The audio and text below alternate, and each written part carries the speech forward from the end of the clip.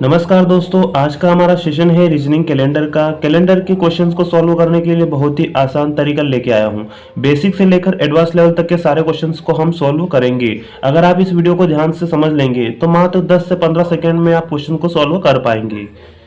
चलिए स्टार्ट करते हैं आज का हमारा सेशन।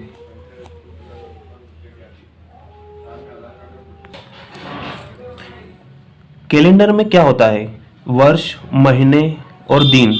तो आप मुझे बताइए कि वर्ष कितने प्रकार के होते हैं। वर्ष के प्रकार, वर्ष के प्रकार, वर्ष कितने प्रकार के होते हैं? वर्ष दो प्रकार के होते हैं, सामान्य वर्ष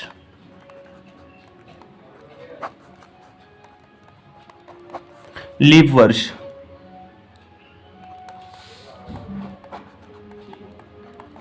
इसे अधिवर्ष भी बोलते हैं। वर्ष दो प्रकार के होते हैं, सामान्य वर्ष और लीप वर्ष। सामान्य वर्ष कब होता है? जब फरवरी 28 दिनों का होता है। और लीप वर्ष कब होता है? जब फरवरी 29 दिनों का होता है।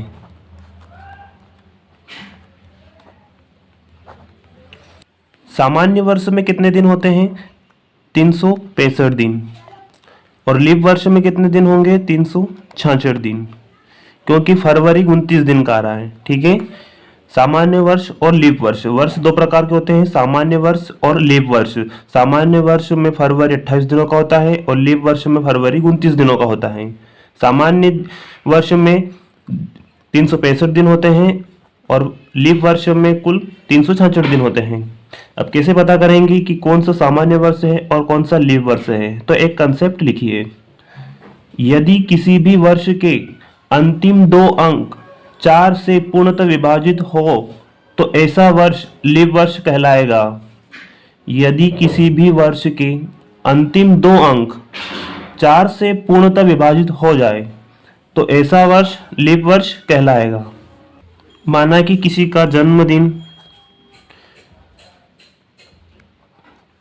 29 फरवरी 1896 को है, तो वह अपना अगला जन्मदिन किस वर्ष मनाएगा?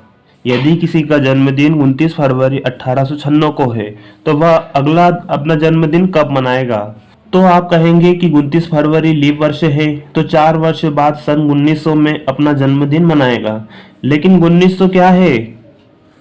1900 क्या है? एक शताब्दी वर्ष है। तो हमारा कंसेप्ट है कि शताब्दी वर्ष लीप वर्ष नहीं होता है। शताब्दी वर्ष लीप वर्ष नहीं होता है, क्योंकि शताब्दी वर्ष 4 से विभाजित न होकर 400 से विभाजित होता है। यदि कोई शताब्दी वर्ष है, जैसे कि 1900 शताब्दी वर्ष है, तो अगर ये 400 से पूर्णतः विभाजित हो जाए, अगर ये 400 से पूर्णतः विभाजित हो जाए तो ये लीप वर्ष कहलाएगा। लेकिन 1900 400 से पूर्णतः विभाजित नहीं होता है, इसलिए ये शताब्दी वर्ष नहीं कहलाएगा। ठीक है। तो वह अगला जन्मदिन कब मनाएगा? अगर किसी का जन्मदिन 29 फरवरी 1896 को है तो वह 4 साल बाद 1900 में अपना जन्मदिन नहीं मनाएगा। तो वह किस वर्ष अपना जन्मदिन मनाएगा? तो वह अपना जन्मदिन 1896 के बाद सन 1904 में मनाएगा। कब मनाएगा? सन 1904 में। कितने साल बाद? 8 साल बाद मनाएगा। ठीक है। किसी का जन्मदिन अगर 29 फरवरी 1896 को है तो वह अगला जन्मदिन अपना 1904 में 8 वर्ष बाद मनाएगा। ठीक है। सन 1984, 2004, 1986, 2000, 1900, 2100, 2022। अब बताइए कि इनमें से लीप वर्ष कौन कौन सा होगा? लीप वर्ष का हमारा कंसेप्ट क्या है? यदि किसी वर्ष के अंतिम दो अंक 4 से पूर्णतः विभाजित हो जाए तो वह लीप वर्ष कहलाएगा। क्या सन 1984 के अंतिम दो अंक 4 से पूर्णतः विभाजित होंगे? बिल्कुल होंगे। तो ये हमारा क्या हो जाएगा? लीप वर्ष हो जाएगा। क्या 2004 के अंतिम दो अंक 4 से पूर्णतः विभाजित होंगे? बिल्कुल होगा। ये भी 4 से पूर्णतः विभाजित हो जाएगा, तो ये भी हमारा क्या हो जाएगा? लीप वर्ष। क्या वर्ष 1986 के अंतिम दो अंक 4 से पूर्णतः विभाजित होंगे? नहीं होंगे। तो ये हमारा क्या हो जाएगा? सामान्य वर्ष। ये लीप वर्ष नहीं होगा। क्या सन 2000 के अंतिम दो अंक 4 से पूर्णतः विभाजित होंगे? बिल्कुल होंगे। ये हमारा लीप वर्ष हो जाएगा। क्या 1900 के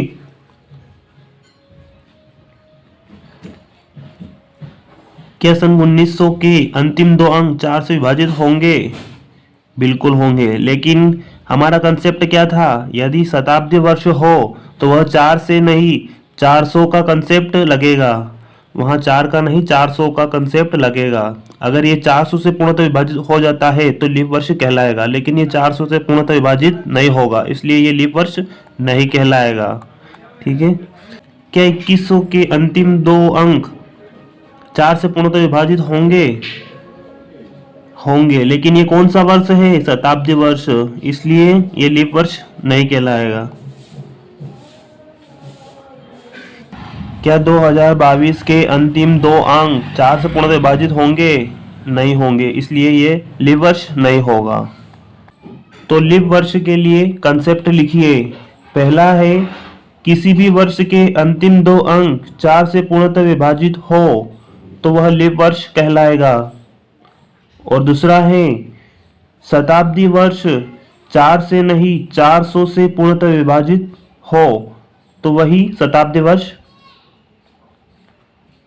और दूसरा कंसेप्ट है शताब्दी वर्ष 400 से पूर्णतः विभाजित होना चाहिए, वही लीप वर्ष कहलाएगा। ठीक है। यहाँ पर कौन कौन से शताब्दी वर्ष हैं? तो यहाँ पर हमने देखा 2100 शताब्दी वर्ष हैं, लेकिन ये 400 से पूर्णतः विभाजित नहीं होता है, इसलिए लीप वर्ष नहीं है। उसके बाद 1900 देखा हमने, ये भी शताब्दी वर्ष है, लेकिन ये भी 400 से पूर्णतः विभाजित नहीं होता है। फिर हमने देखा सन 2000, ये भी शताब्दी वर्ष है, लेकिन ये 400 से पूर्णतः विभाजित होता है, इसलिए ये लीप वर्ष कहलाएगा। अगला हमारा कंसेप्ट है विषम दिनों की संख्या। तो लिखिए, यदि किन्हीं भी दिनों को 7 से विभाजित किया जाए तो शेषफल विषम दिन कहलाते हैं। यदि किन्हीं भी दिनों को 7 से विभाजित किया जाए तो शेषफल विषम दिन कहलाते हैं। या ऐसे दिन जो अपना पूरा सप्ताह नहीं बना पाते हैं विषम दिन कहलाते हैं। यदि हम कहें कि 31 दिन के महीने में कितने विषम दिन होते हैं,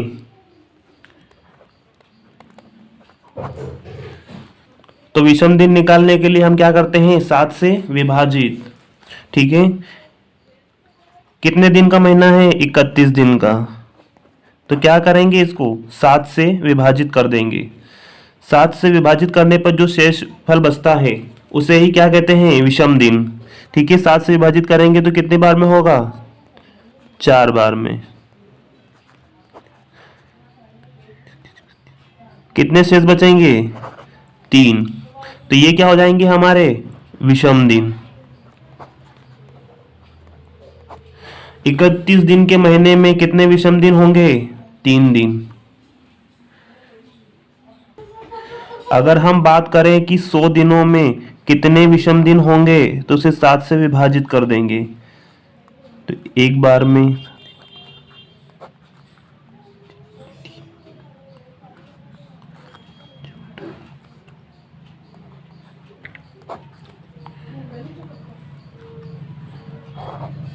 कितने बचे शेष?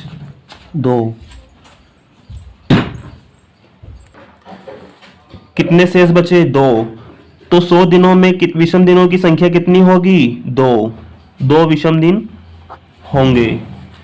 अगर पूछ लिया जाए कि सामान्य दिनों में विषम दिन कितने होंगे, अगर पूछ लिया जाए कि सामान्य दिनों में विषम दिन कितने होंगे, तो सामान्य दिन कितने होते हैं? 365। 365 दिन में 365 को 7 से विभाजित कर देंगे। 7 चौक 28, 7 पंजे 35,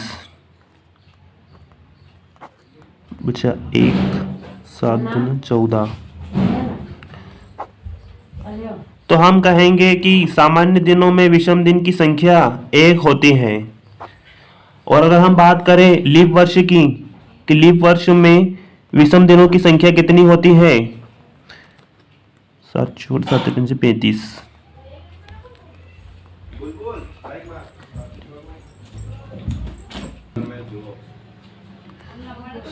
14।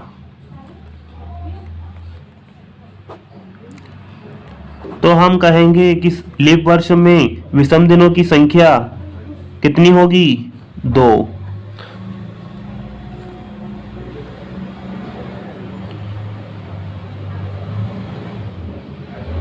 तो हम कहेंगे कि लीप वर्ष में विषम दिनों की संख्या कितनी होगी? 2। तो कंसेप्ट लिखिए कि सामान्य दिनों में विषम दिन की संख्या 1 होगी और लीप वर्ष में विषम दिनों की संख्या 2 होगी। ठीक है, सामान्य वर्ष में कितनी होगी? विषम दिनों की संख्या 1 और लीप वर्ष में कितनी होगी? 2।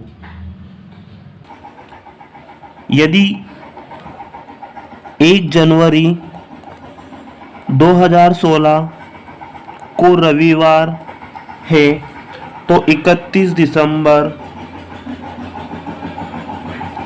2016 को क्या होगा? सोमवार। कैलेंडर एक दिन से बढ़ जाएगा क्योंकि लीप वर्ष में दिन लगातार होते हैं। अगर 1 जनवरी 2016 को रविवार था तो 31 दिसंबर 2016 को क्या होगा? एक दिन से कैलेंडर बढ़ जाएगा, सोमवार होगा। अगर हम बात करें कि सामान्य वर्ष की, सामान्य वर्ष वो होता है जिसके अंतिम 2 अंक 4 से पूर्णतः विभाजित नहीं होते हैं, और जिस वर्ष के अंतिम 2 अंक 4 से पूर्णतः विभाजित हो जाए वह लीप वर्ष कहलाता है। और लीप वर्ष का कंसेप्ट यह है कि 1 जनवरी 2016 को रविवार है तो 31 दिसंबर 2016 को क्या होगा? सोमवार। कैलेंडर एक दिन से बढ़ जाएगा। अगर यहां पर सामान्य वर्ष होता, यदि यहां पर होता 2015 को रविवार होता, 1 जनवरी 2015 को रविवार होता तो 31 दिसंबर 2015 को क्या होता?